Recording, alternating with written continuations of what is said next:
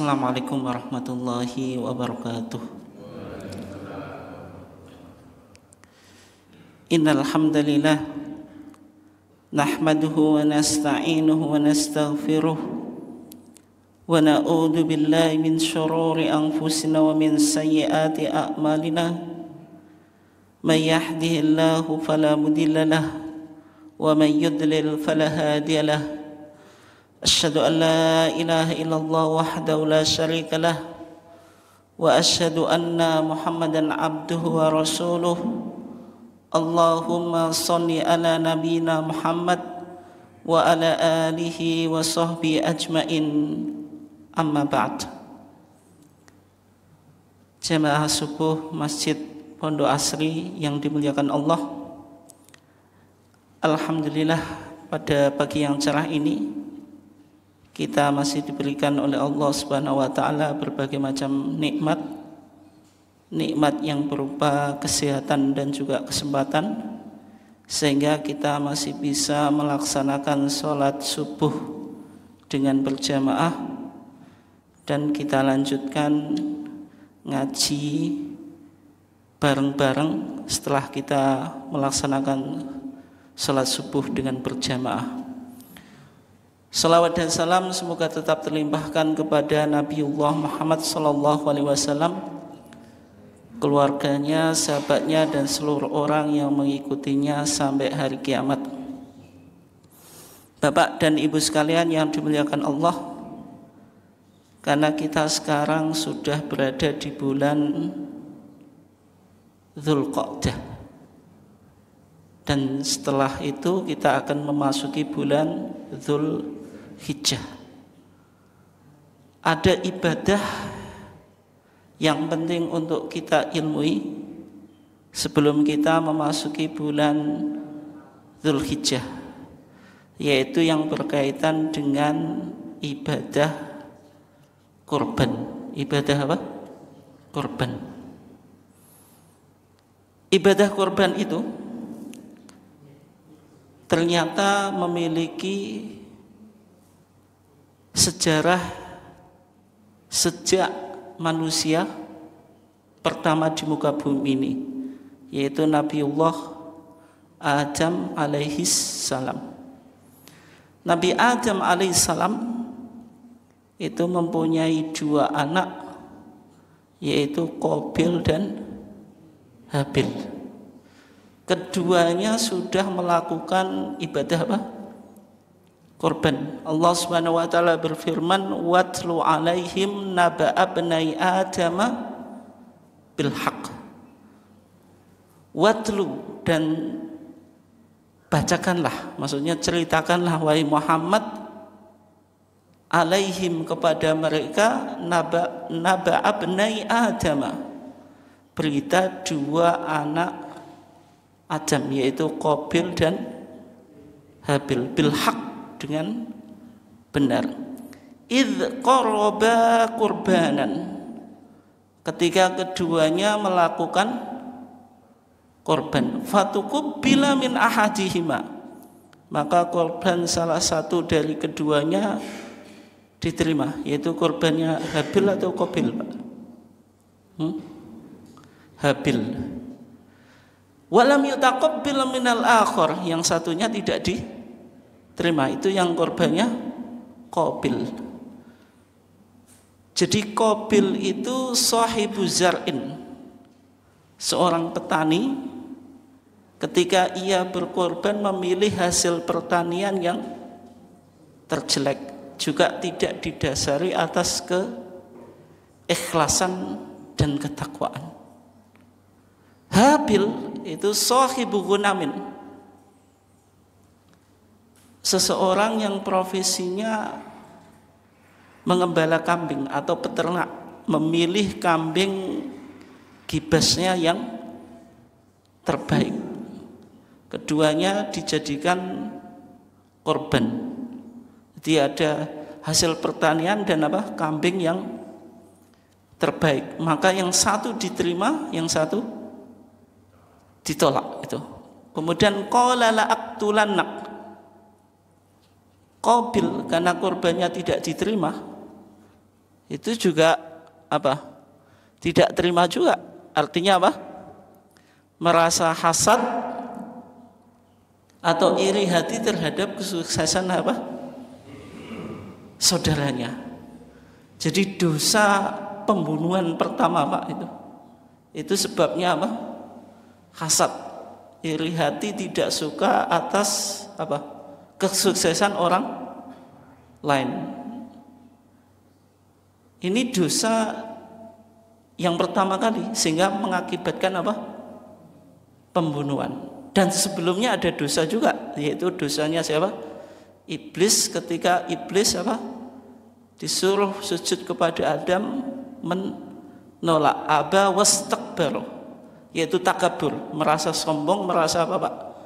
Lebih terhormat, lebih tinggi daripada orang lain gitu. Kemudian direspon sama Habil yang korbannya diterima. Qala innama yataqabbalullahu minal muttaqin. Artinya korban itu harus didasari pada apa? Ketakwaan. Di zaman Nabi Adam sudah ada apa? Istilah korban. Kemudian dilanjutkan di masa Nabi Ibrahim, dilanjutkan di masa Nabi siapa? Ibrahim, yang dia mendapatkan gelar Khalilullah, atau ada yang menyebut Abul Anbiya, bapaknya para nabi. Dan menariknya Bapak dan Ibu sekalian dimuliakan Allah, sosok Ibrahim itu tidak hanya menjadi sosok yang penting dalam agama Islam atau tradisi Islam, tapi juga di dalam agama Yahudi dan agama apa? Kristen. Semuanya mengakui sosok apa? Sosok siapa? Ibrahim. Di dalam agama Yahudi, Nabi Ibrahim itu disebut Avenu Avraham, bapak kita Ibrahim, menunjukkan status dan posisi yang luar biasa dihormati oleh orang Yahudi. Dalam pandangan Kristen, ketika Injil atau Gospel menyebutkan atau menarasikan genealogi Yesus Kristus atau silsilah nasabnya Yesus Kristus. Di dalam perjanjian baru itu ada berapa Injil Bapak dan Ibu sekalian dimuliakan Allah? Ada yang tahu atau enggak? Yang pertama Injil Matius, kemudian Injil Lukas, kemudian Injil apa? Matius, Markus, Lukas dan Yohanes. Nah, Barnabas itu Injil apokrifa Pak, tidak diterima oleh gereja dan tidak masuk dalam perjanjian baru. Perjanjian baru itu ada 27 kitab. Injilnya 4. Matius, Markus, Lukas, Yohanes. Kalau Barnabas tidak masuk ya. Maksudnya tidak diterima oleh gereja. Di Injil Matius pasal 1 ayat 1 di sana dikatakan, tapi yang saya hafal versi Injil Arab Pak. Di sana dikatakan hadza miladul Yasu al-Masih. Inilah silsilah kelahiran Yesus Kristus.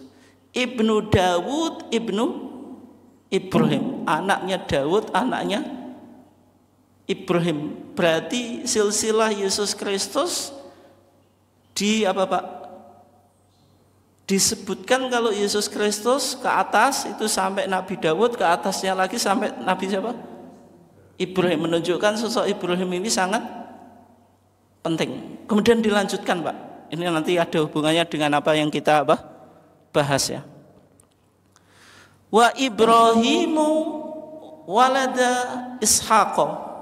Nabi Ibrahim itu punya anak siapa? Ishak. Wa Ishaqu walada Yaqub. Dan Ishak itu punya anak namanya siapa? Yakub. Yakub itu yang disebut gelarnya sebagai apa Pak? Israel. Israel itu kekasihnya Allah. Pokoknya kalau il itu artinya Allah ya. Wa Yaqubu walada Yahuda wa ikhwatah. Dan Yakub itu punya anak Yahuda, karena orang Arab berat mengucapkan zal, Pak, jadi dal. Dari Yahuda menjadi apa? Yahuda. Akhirnya orangnya disebut Yahudi. Wa ikhwatahu, dan saudaranya. Punya berapa saudara, Pak? Ada 12. Salah satunya Yusuf, kemudian Bunyamin, dan seterusnya. Ini yang disebut 12 suku Bani Israel. Semuanya keturunan siapa? Yakub. Makanya Al-Quran bilang ya Bani Israel. Berarti kalau disebut Bani Israel, keturunan Yakub, yang Yakub itu punya berapa? 12 anak. 12 anak itu apa, Pak? Semuanya disebut suku Bani Israel. Itu ya. Nah, sosok Ibrahim itu diperebutkan oleh 3 agama ini, Pak. Orang Yahudi menganggap Ibrahim itu ya Yahudi, Pak, pengikut Yahudi. Orang Kristen juga menganggap Ibrahim itu Nasrani, kan itu. Kalau agama Yahudi berarti merujuk pada sosok siapa tadi? Yahuda, salah satu anaknya apa? Yakub. Kalau Kristen, kalau bahasa Al-Quran itu orang Kristen itu disebut Nasoro. Nasoro itu karena agama ini lahir di kota Nasirah atau Nazaret, Pak. Nasirah atau apa? Nazaret itu. Berarti An-Nasoro. An-Nasoro itu apa? Orang-orang yang berasal dari kota apa? Nasirah atau Nazaret, ya. Yaitu kota yang mana Nabi Isa itu lahir. Dalam Al-Quran dikatakan ketika orang Yahudi dan Nasrani itu mengklaim bahwasanya sosok Ibrahim itu pengikut mereka, maka Al-Quran menjawab, merespon apa? Maka na Ibrahimu Yahudiyya wala Nasraniya walakin kana hanifam muslima wa ma kana minal musyrikin. Maka na Ibrahimu Yahudiyya wala Nasraniya walakin kana hanifam muslima. Tidaklah Nabi Ibrahim itu orang Yahudi dan juga bukan orang Nasrani. Masuk akal atau enggak kalau Nabi Ibrahim itu disebut orang Yahudi, Pak? Orang Yahudi itu kan merujuk pada sosok Yahuda, anaknya siapa? Yakub. Padahal Nabi Ibrahim ini cucu atau kakek? Kan kakek ya. Ibrahim punya anak Ishak. Ini yang jalur Yahudi, Pak. Nanti Ibrahim kan punya 2 anak, ya. Ishak dan Ismail. Kalau Ishak lahir dari istrinya yang bernama siapa? Sarah. Kalau Ismail dari Hajar. Hajar itu nanti melahirkan Nabi Muhammad, bangsa Arab. Nah, Ibrahim ini kan kakek, kan. Ibrahim punya anak Ishak, Ishak punya anak Yakub, Yakub punya anak Yahuda. Kan nggak mungkin kalau Ibrahim itu mengikuti agamanya Yahudi. Kan nggak mungkin. Sebagaimana kita katakan misalnya Soekarno itu mengikuti ajarannya Puan Maharani. Kan nggak mungkin, Pak. Soekarno punya anak Megawati, Megawati punya anak Puan Maharani, kan kayak gitu. Makanya tadi dikatakan oleh Al-Quran, maka na Ibrahimu Yahudiyya. Bukanlah Nabi Ibrahim itu seorang ya Yahudi. Wala Nasraniyah. Apalagi Nasrani, Pak. Nasrani itu kan agama yang lahir di masa Nabi Isa. Nabi Isa itu nabi sebelum Nabi Muhammad. Sebelum Nabi Muhammad kan Nabi Isa, terus Nabi Muhammad itu malah belakangan lagi gitu. Makanya dikatakan walakin kana hanifan muslima. Ibrahim itu seorang yang hanif, condong kepada kebenaran, muslima juga orang muslim, karena semua agama dari Nabi Adam sampai Nabi Muhammad itu agamanya apa? Islam. yaitu secara bahasa artinya istislam, menyerahkan diri. Wa makana minal musyrikin. Kalau Nabi Ibrahim itu orang yang hanif muslim, maka tidak mungkin dia menyekutukan apa? Allah itu. Nah, di masa Nabi Ibrahim itu diuji untuk menyembelih apa? Putranya gitu. Padahal Nabi Ibrahim itu sosok yang mendambakan seorang anak, Pak. Usianya sudah tua, belum punya anak gitu. Belum punya apa? Anak. Ketika sudah mempunyai anak, falamma balagha ma'ahu sa'ya. Tatkala anaknya itu sudah bisa jalan-jalan, Pak. Sebagian ahli tafsir ada yang mengatakan usianya 13 tahun. Falamma balagha ma'ahu sa'ya qala ya bunayya inni ara fil manami anni atbahu. Nabi Ibrahim berkata kepada anaknya, ya bunayya, wahai anakku, inni ara fil manam, sesungguhnya aku bermimpi anni atbahu, saya menyembelihmu. Berarti Nabi Ibrahim mendapatkan mimpi untuk menyembelih anaknya, putranya. Di dalam ayat ini Nabi Ibrahim mengatakan qala ya bunayya. Nabi Ibrahim berkata ya bunayya, wahai anakku. Anaknya Nabi Ibrahim itu ada berapa, Pak? 2. Yang pertama Ismail lahir dari istrinya yang bernama Hajar.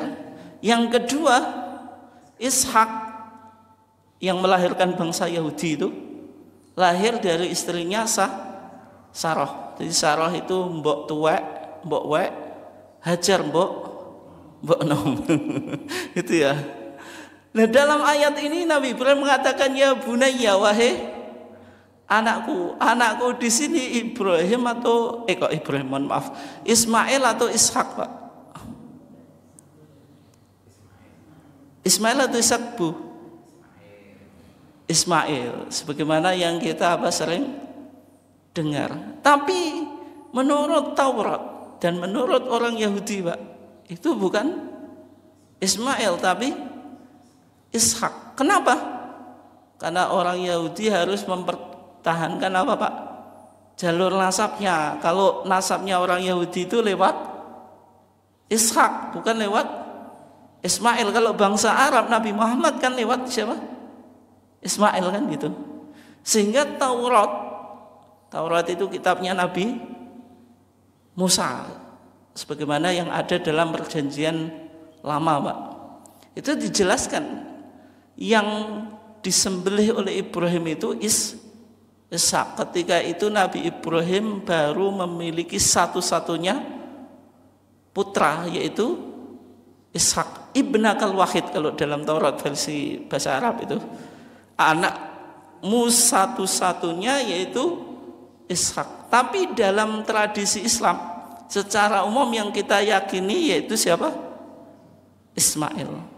Apa yang membuktikan kalau yang disembelih itu Ismail? Ada beberapa alasan, Pak. Yang pertama, di dalam hadisnya Nabi Muhammad SAW pernah bersabda, ana ibnu dzabihain. Nabi Muhammad bersabda bagaimana? Ana ibnu dzabihaini. Anak saya ibnu dzabihain, anaknya 2 orang yang disembelih. Maksudnya bagaimana? Maksudnya bapaknya Nabi Muhammad dan kakeknya seterusnya itu ada 2 orang yang disembelih sampai Nabi Ibrahim. Siapa? Yang pertama Nabi Muhammad itu bapaknya siapa? Abdullah. Abdullah itu anaknya siapa, Bu? Anak sinten, Bu? Abdullah ini. Muhammad bin sinten, Bu? Bin Abdullah. Bin sinten, Bu? Bin Abdul Muttalib. Ketika itu Abdul Muttalib, kakeknya Nabi Muhammad, itu pernah bernazar. Kenapa kok bernazar? Nazar itu apa? Janji ingin melakukan sesuatu. Ketika itu terjadi kekeringan, sumur Zam-Zam itu tidak keluar airnya. Sehingga Abdul Muthalib untuk menyelamatkan bangsa Arab berjanji kalau sumber Zam-Zam ini keluar airnya, maka akan menyembelih siapa? Anaknya, yaitu Abdullah. Ketika itu air Zam-Zam betul keluar airnya, Pak, mengalir lagi, nyumber lagi gitu. Tapi ketika itu tidak jadi disembelih ya, tetapi ditebus dengan mi'atu ibilin, yaitu 100 unta gitu. Berarti bapaknya Nabi Muhammad sendiri, Abdullah, itu pernah mau disembelih sama Abdul Muthalib. Demikian juga kalau kita runtut ke atas, yaitu siapa? Ismail. Ismail berarti pernah disembelih oleh siapa? Ibrahim. Oleh sebab itu Nabi Muhammad mengatakan apa? Ana ibnu dzabihain. Saya anak dua orang yang mau disembelih bapaknya. Ini dalil pertama, Pak. Dalil kedua, di dalam surat As-Saff itu, Bu, nanti jenengan bisa cek ya. Ketika Allah Subhanahu wa taala berfirman, ya bunayya inni ara fil manami anni atbahu fangdur madza ta'ra, dan seterusnya, itu di ayat-ayat berikutnya itu dikatakan wa basyarnahu bi ishaqa nabiyyam minas sholihin. Wa basyarnahu, dan kami memberikan kabar gembira kepada Ibrahim bi ishaqa, dengan Ishak, nabiyyam minas sholihin, seorang nabi dari orang-orang yang soleh. Baru diceritakan ceritanya Nabi Ishak. Berarti kan ganti tema, Pak. Yang sebelumnya ketika Nabi Ibrahim mimpi diperintahkan untuk menyembelih anaknya, itu berarti temanya anaknya Ibrahim selain Ishak. Berarti siapa? Ismail. Bisa dipahami, Pak, itu Bu ya? Berarti kalau tema setelah itu Ishak, berarti tema sebelumnya anaknya Nabi Ibrahim selain Ishak, berarti siapa? Ismail. Nah terus sekarang, Pak, bagaimana kok Taurat mengatakan ketika itu Nabi Ibrahim diperintahkan untuk menyembelih anaknya satu-satunya. Nah sekarang Ishak sama Ismail itu lebih tua mana? Lebih tua mana, Bu? Ishak kalau Ismail luweh tuwek pundi, Bu? Luweh tuwek sinten, Bu? Ismail, Pak. Ismail itu kan dari Hajar, Pak. Hajar itu istri hadiah dari Raja Mesir, Pak. Nabi Ibrahim itu kan di Babilonia atau sekarang di Irak, Pak. Pergi ke Mesir, punya istri Saroh. Saroh itu cantiknya luar biasa, Pak. Raja Mesir itu suka, Pak. Sehingga Nabi Ibrahim ketika ditanya, siapa ini? Dia jawab apa? Ini saudaraku. Nabi Ibrahim nggak berani atau berbohong, tidak ngaku kalau ini istriku. Kenapa? Nanti kalau Nabi Ibrahim apa, Pak, menjawab ini istriku, pasti Nabi Ibrahim dibunuh kan. Tapi kalau menjawab ini saudaraku atau saudariku, tidak dibunuh, malah dimuliakan. Nabi Ibrahim kan pernah berbohong, itu juga getone mati-matian, Pak. Padahal berbohong semacam itu kira-kira boleh atau enggak, Pak? Boleh. Berbohong untuk apa, Pak? Menyelamatkan nyawa seseorang. Itu diantara pengecualian bohong yang tidak apa, Pak, berdosa. Misalnya bapaknya itu berbohong pada ibunya, atau seorang suami berbohong pada istri untuk menyenangkan istri. Contohnya, tapi bukan bohong semua bohong, Pak. Misalnya ibu-ibunya, Bu nggih, masak wis mempeng, Bu nggih, nak masak itu. Ternyata napa, Bu? Kasinan gitu. Terus bapaknya diajak makan itu, Pak dicipi itu. Ternyata dicipi tenan.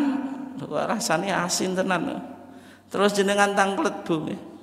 Pak piye rasane? Bapaknya jawab napa? Wah enak tenan, gak tahu mangan aku napa koyo iki. Padahal dalam hati ini napa, Bu? Dalam hati ini masakan kecut gak enak kan itu. Itu contoh berbohong diperbolehkan untuk apa? Menyenangkan istri, Pak. Itu pengecualiannya. Oke. Berarti kembali ke pembahasan kita. Gitu. Berarti tadi yang disembelih itu siapa? Ismail. Nah sekarang di dalam ayat itu dikatakan Nabi Ibrahim berkata kepada anaknya, Anni atau ya bunayya inni ara fil manami anni atbahu. Wahai anakku, aku bermimpi aku menyembelihmu. Ini maknanya apa? Nabi Ibrahim mimpi, di dalam mimpinya nyembelih Ismail, atau ada perintah melalui mimpi? Yang betul yang mana, Pak, Bu? Bisa dipahami atau enggak? Kalau mimpi menyembelih Ismail berarti dalam mimpinya Nabi Ibrahim apa, Pak? Menyembelih Ismail gitu, pakai pedang atau pakai golok lah gitu. Tapi kalau perintah, ya berarti wahai Ibrahim sembelihlah putramu. Kira-kira maknanya yang mana? Berarti kalau suruh menyembelih tidak ada adegan menyembelih, Pak, ya, dalam mimpinya. Atau ada adegan menyembelihnya dalam mimpi. Kira-kira maknanya yang mana? Itu maknanya bisa dua, Pak. Yang pertama itu memang dalam mimpinya Nabi Ibrahim ya menyembelih Ismail. Yang kedua hanya sekedar perintah. Meskipun dua makna, Pak, tapi kesimpulannya sama-sama disuruh apa? Menyembelih itu. Terus setelah itu fangdur madza taro. Wahai anakku, bagaimana pendapatmu? Di sini Nabi Ibrahim apakah ragu terhadap mimpinya, Pak? Perintah untuk menyembelih Ismail itu lewat mimpi. Mimpi kok dipercayai, Pak?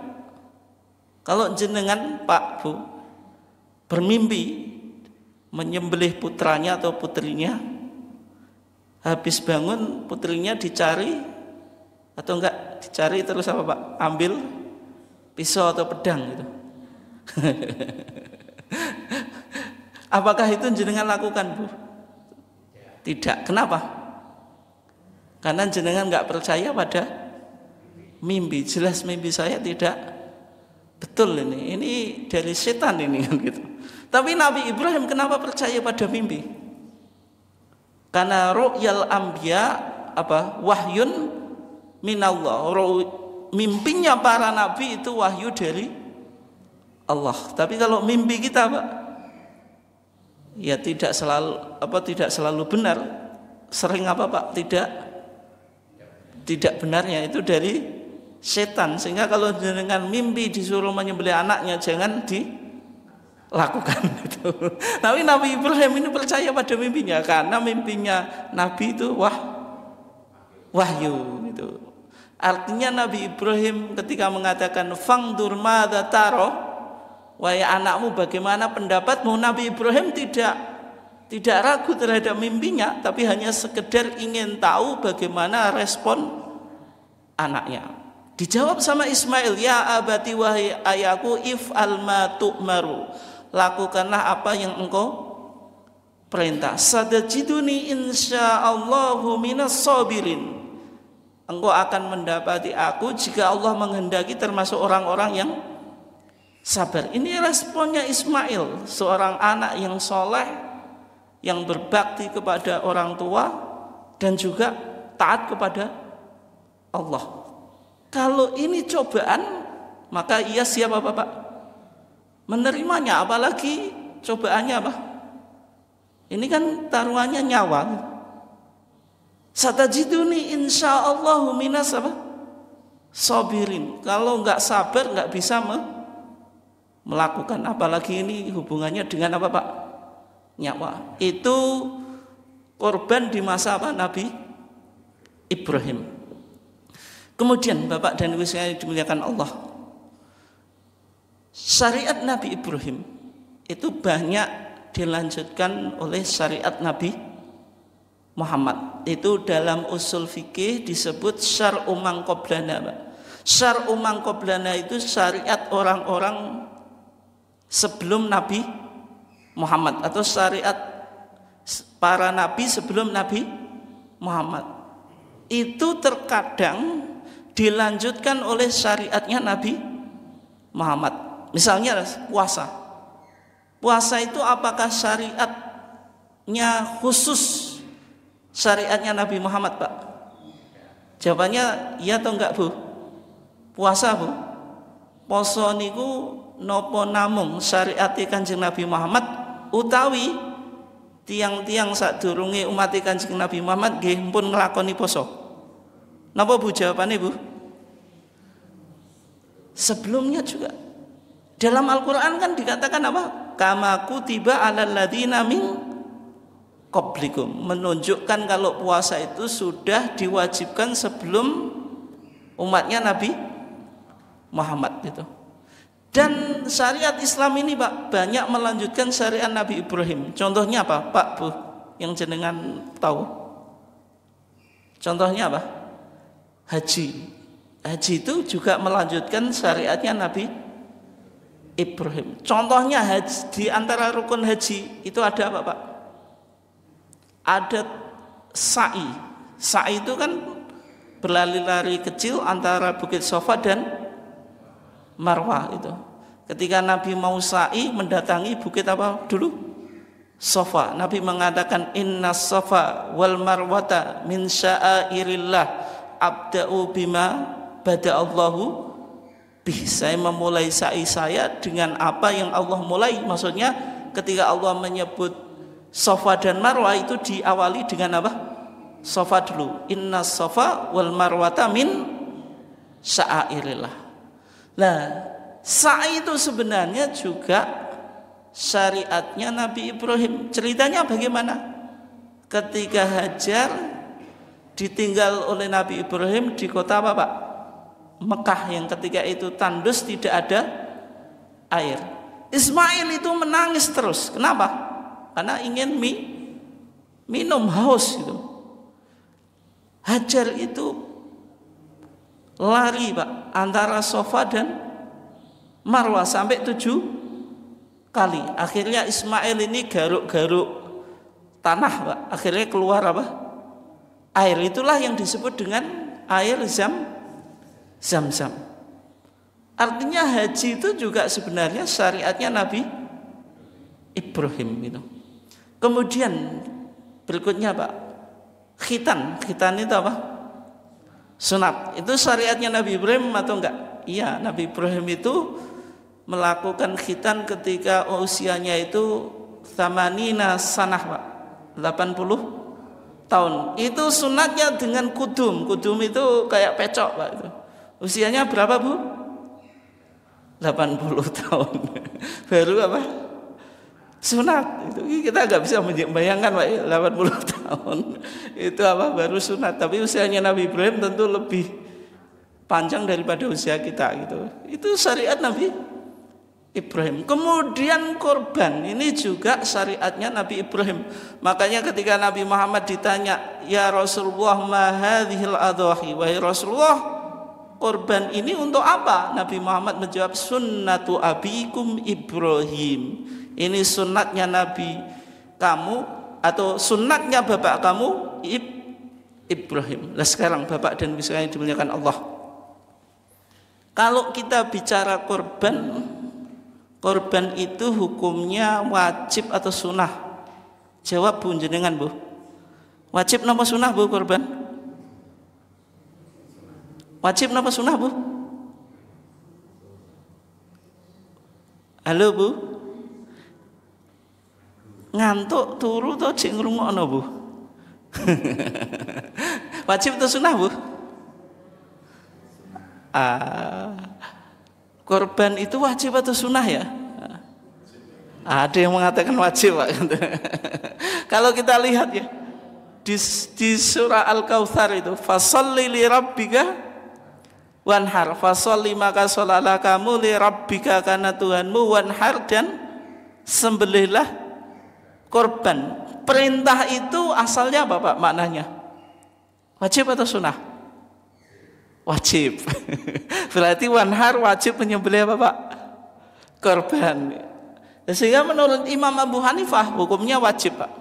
Yang kedua, Ada hadis Pak, hadis Abu Hurairah, Rasulullah bersabda, man wajada sa'atan walam yudahi, siapa yang memiliki kelapangan rezeki dia tidak berkorban. Nabi bersabda, fala yaqrabanna musallana, janganlah ia mendekati musola kami. Maksudnya apa ini? Fala yaqrabanna musallana, tidak boleh mendekati tempat sholat. Tempat musallana itu apa Pak? Tanah lapang yang digunakan Nabi untuk melakukan sholat Idul Fitri dan Idul Adha. Itu kira-kira jaraknya 200 meter dari Masjid Nabawi. Orang yang nggak mau korban punya kelapangan rezeki, katanya Nabi nggak usah mendekati musola. Menunjukkan apa Pak? Nggak penting ikut sholat Idul Adha. Berarti dipahami wajib. Ini pendapat siapa? Imam Abu Hanifah. Tapi menurut jumhur ulama, Bapak dan Ibu sekalian diberikan Allah, jumhur ulama itu berarti selain Imam Abu Hanifah, berarti Imam siapa? Imam Malik ibn Anas, kemudian Imam Syafi'i dan Imam Ahmad ibn Hambal. Sebagaimana pandangan mayoritas umat Islam di Indonesia Pak, karena madhabnya apa secara umum? Syafi'i berpandangan kalau hukum korban itu sunnah muakkadah, sunnah tapi mendekati wajib gitu. Kenapa kok disimpulkan sunnah? Karena perintah tadi fasholli li rabbika wanhar, meskipun hukum asal perintah itu wajib, tapi ada dalil yang memalingkan dari makna wajib ke makna yang lain. Di antara dalilnya Bapak dan Ibu sekalian yang dimuliakan Allah, hadis Ummu Salamah ya. Hadis siapa Bu? Ummu Salamah. Di dalam hadis Ummu Salamah Nabi bersabda, "Idza ra'aitum hilala dzil hijjah." Kalau engkau melihat hilal bulan Dzul Hijjah, berarti masuk bulan Dzul Hijjah. Ini perhatikan Bapak dan Ibu sekalian yang dimuliakan Allah ya. Wa arada ahadukum ayyudhiya, dan seseorang di antara kamu ingin berkorban, fal yumsik an sya'rihi wa adfarih, rawahu Muslimun.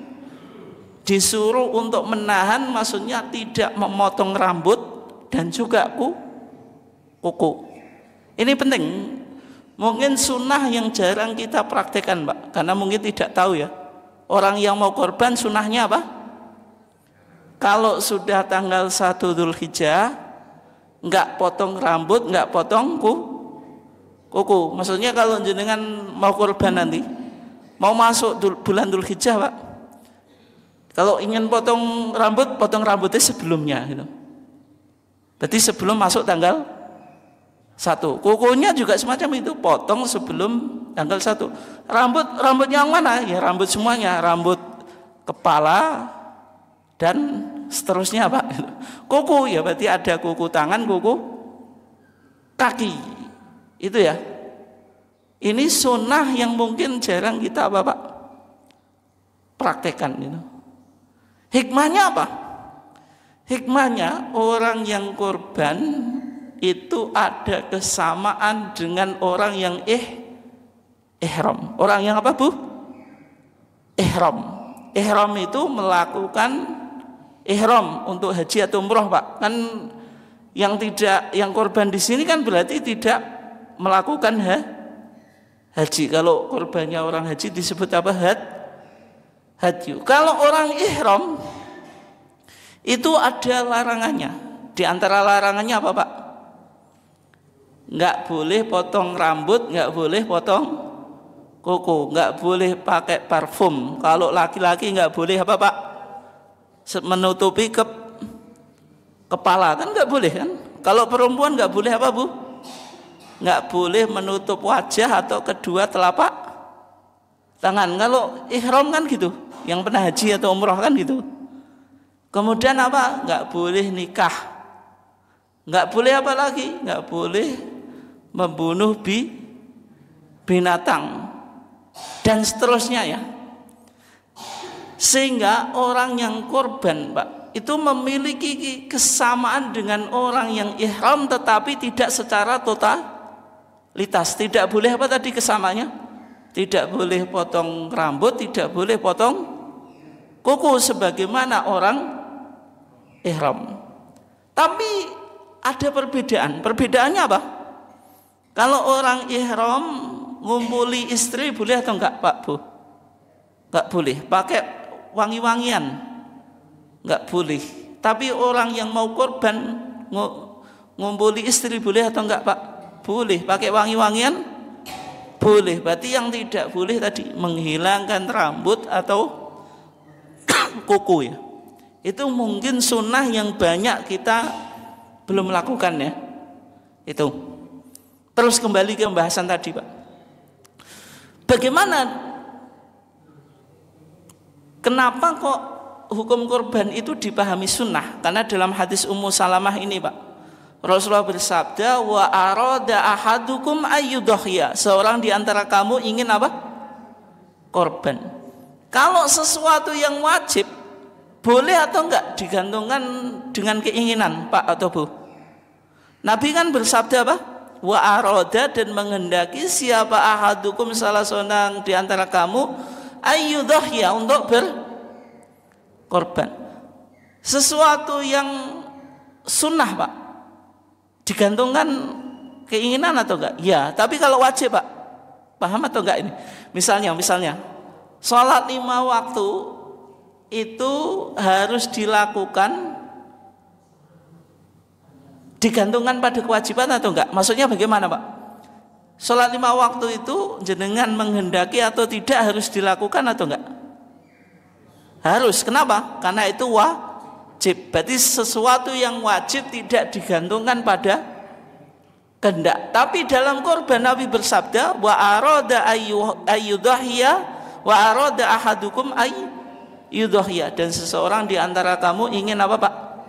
Korban. Berarti korban itu dikaitkan dengan apa? Keinginan. Berarti hukumnya apa? Sunnah gitu. Oke ya. Berarti kesimpulan kita, korban itu hukumnya apa, Pak? Sunnah muakkadah. Sehingga kalau kita punya rezeki ya sebaiknya apa? Korban gitu. Korban. Kenapa? Sebagai bentuk rasa syukur kita kepada Allah Subhanahu wa ta'ala. Terus ini yang terakhir, Pak atau Bu? 5:30 persis, Pak ya. Nanti tanya jawab kalau masih ada yang mau tanya gitu. Ketika kita berkorban, itu sunnahnya memilih hewan korban yang terbaik. Kriteria yang baik itu apa, Pak, Bu? Pilih yang gemuk, sehat, apalagi, Pak? Kalau kambing, mana yang baik, punya tanduk atau enggak? Punya tanduk. Warnanya apa, Pak? Putih. Pokoknya menyenangkan itu. Bisa putih, bisa macam-macam ya. Kalau kita lihat di hadisnya, Pak, Nabi itu tiap tahun itu korban. Kenapa kok tiap tahun korban? Karena korban bagi Nabi hukumnya apa? Wajib. Korbannya Nabi itu kapsen, 2 kambing gibas. Amlahain, putih mulus, Pak. Akronain, keduanya bertanduk gitu, bertanduk. Di hadis yang lain dikatakan korbannya Nabi ini saminaini wa saminain. Saminain itu mahal, Pak, keduanya mahal. Kalau saminain keduanya gemuk. Bedanya sa dengan sin, Pak. Kalau disebut saminain berarti gemuk. Kalau disebut sa pakai sa ya, saminain berarti mahal. Antara gemuk dan mahal itu selalu berkaitan atau enggak, Pak? Berkaitan, Pak. Kalau kita pergi ke pasar kambing ya, pasar hewan itu mau cari kambing yang gemuk itu pasti mahal gitu. Terus Nabi itu menyembelihnya, Pak, wa dzabahahu biyadihi. Nabi itu menyembelih sendiri. Sehingga sunnahnya, Pak, ini penting, Pak, Bu. Kalau kita bisa menyembelih, sembelih sendiri gitu. Kan sudah saya berikan ke panitia ya, bilang ke panitia kalau mau menyembelih sendiri. Kira-kira panitia membolehkan atau enggak, Pak? Ya pasti bolehkan gitu. Tapi kalau nggak bisa, boleh diwakilkan orang lain, misalnya ke panitia. Dan sunnahnya jenengan apa?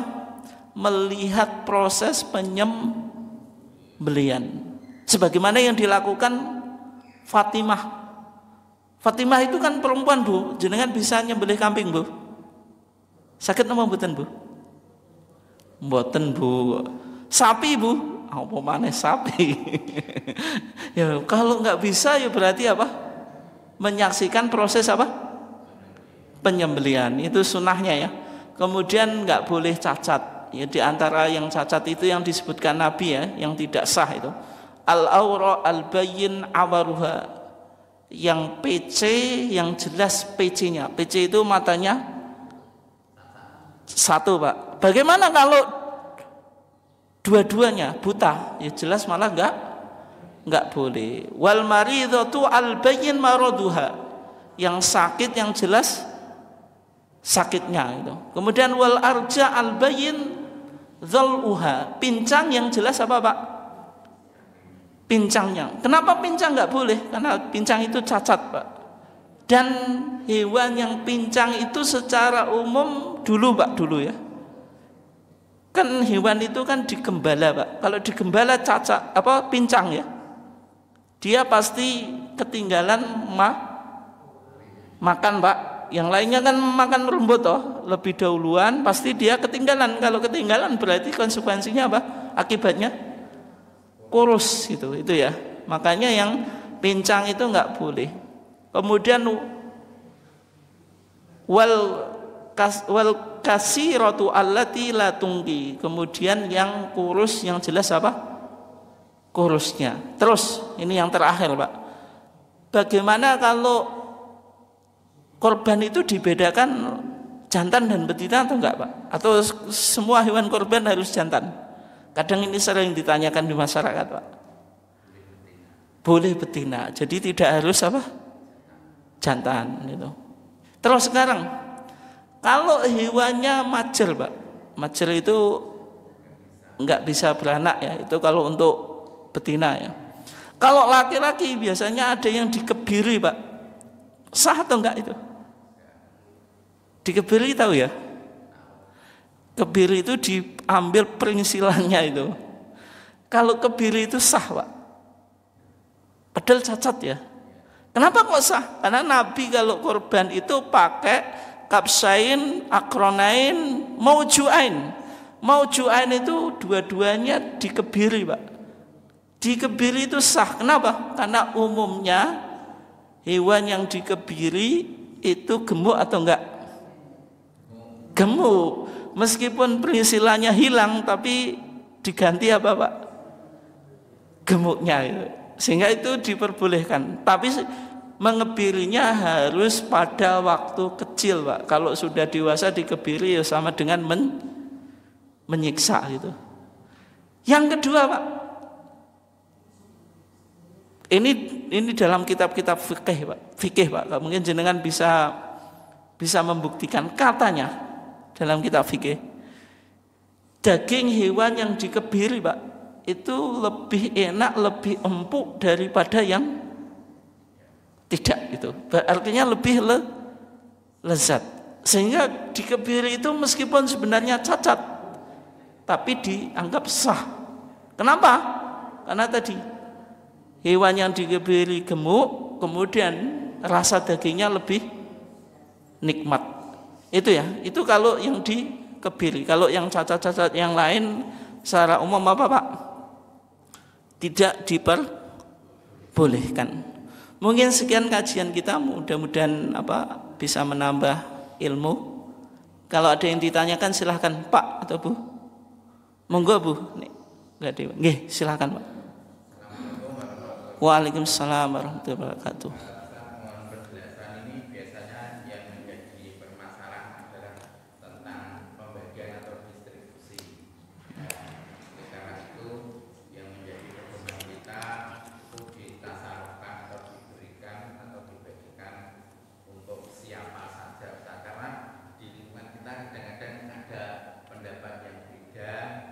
Katanya kalau orang yang sudah